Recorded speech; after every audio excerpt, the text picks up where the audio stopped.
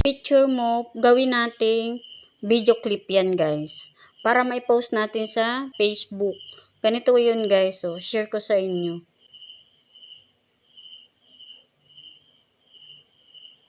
Pindutin natin guys itong picture. Pili lang tayo dito na yung video clip natin guys. Katulad nito guys, video clip natin itong picture ko. Pindutin lang natin yan. Tapos next.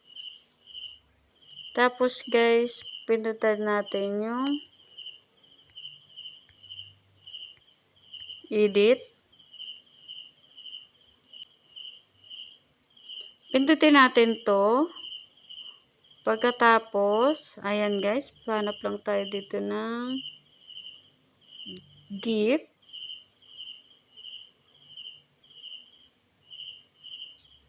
Ayan guys, mamili po kayo dito kung alin ang gusto nyong gamitin. Halimbawa, ito pong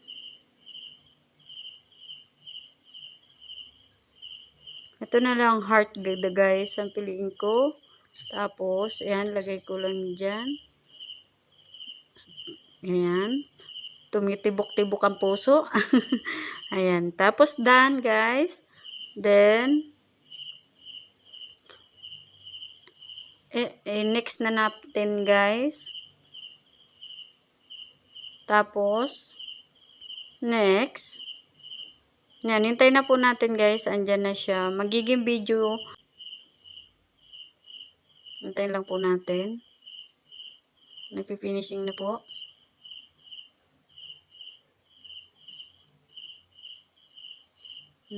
Medyo matagal lang po guys.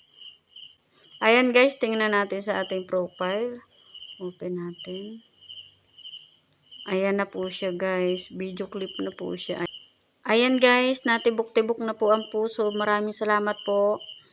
Pa-share naman po at pa-subscribe. Thank you.